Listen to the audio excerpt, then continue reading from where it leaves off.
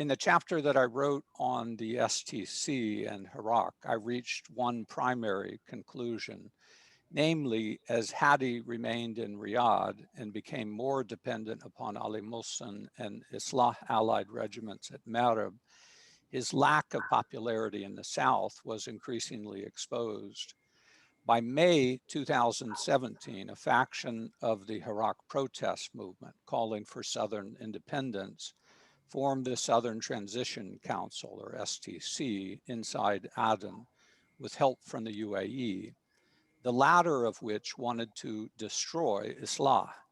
The UAE also helped the STC pursue its agenda of independence in a future proposed state of South Arabia, while financing military and security forces separate from President Hadi's forces at Marib and inside Aden at the time.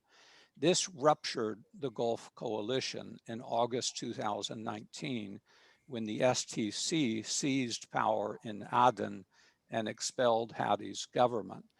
There are two key lessons to draw from this. The long-term neglect, the first is the long-term neglect of Southern interests by top Yemeni leaders going back to Saleh's rule in the wake of the 1994 civil war led to growing north-south divisions in the country that badly weakened national unity.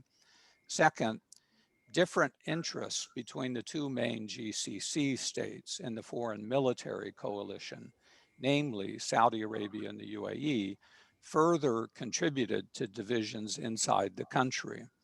This was likely by design of the two young Gulf leaders, MBS and MBZ, whose foolish behavior in Yemen undermined the fighting capabilities of their own coalition. The Riyadh Agreement was negotiated in the late fall of 2019, after our book was at the printer. The agreement was meant to avoid further fighting in Aden and allow the Prime Minister and government to return to the southern capital, while giving recognition and a share of power to the STC. Thus, a new government was formed with payments to STC political leaders for the roles they played running Aden and a few other provinces, as well as payment to STC military and police forces. The new power-sharing government was based on a 50-50 division of cabinet seats between the STC and Hadi allies. It took 1 year for President Hadi to form the new government, late last year. In January of this year, when the Prime Minister and cabinet officials flew back to Aden, their welcome on the airport tarmac included a few missiles fired presumably by Ansarullah forces in Taiz. A few indicators of how the Riyadh Agreement and new power sharing government is working or not working. Of course, it has barely been 2 months since the missile attack at Aden airport, which set back the ability of the new government to begin its work. There are some signs of cooperation between Prime Minister Ma'in Abdelmalek Said and STC leaders. For instance, the governor of Aden, Ahmed Lamlis, who is a top STC leader, is trying to work with Prime Minister Said, but there remain problems with the delivery of services in Aden. Lamlis has popular support in the city, but he complains that he cannot improve services without funds.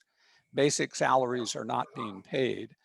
STC leaders generally accuse Hadi and his allies of corruption, and there are indications that Prime Minister Said agrees with their complaints.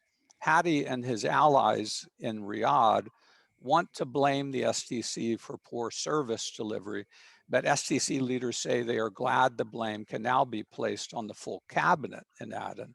Thus, that game that gets played, right, sharing the blame, for popular grievances or public discontent, plays both ways in Aden. This is obviously not the basis of good government. The word in Aden is that public discontent and street protests are rising. One sign that the Riyadh Agreement will not last was a Guardian editorial at the start of this month by President of the STC, Idris al-Zubaydi, published after a trip that he made to Moscow.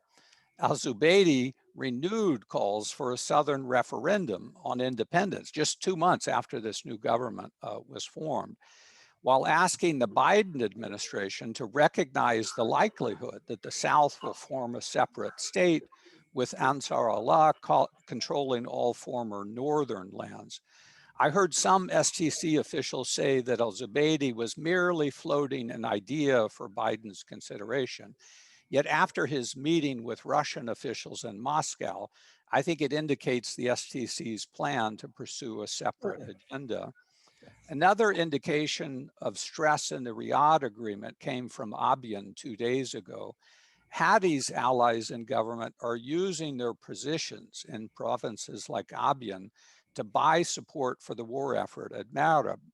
The Hadi allied governor led fundraising efforts to support Marib, calling on citizens to donate their own money and volunteer to go fight Ansar Allah in Marib.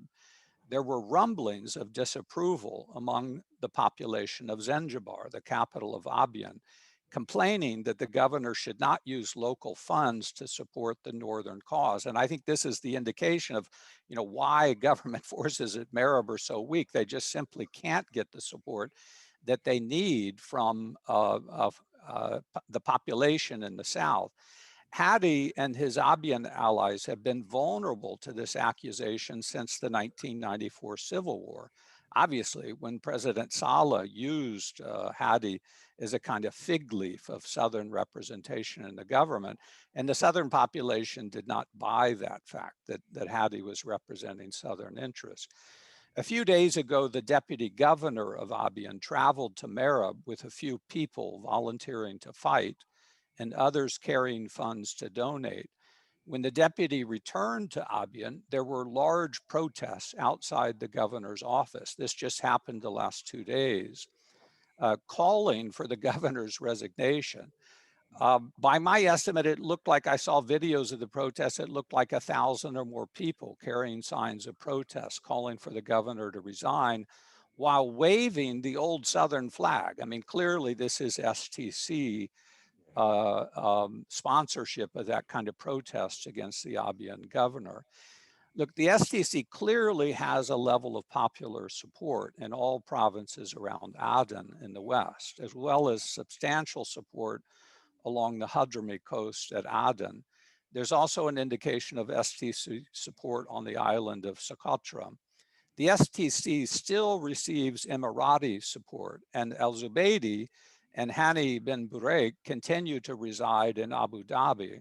But I think it's a mistake to think that the STC as an organization is entirely constructed by the Emirates. I think there is a basis for STC support, particularly around Aden, but I'm told in Mukalla and the Hadrami Coast, there's substantial support there as well.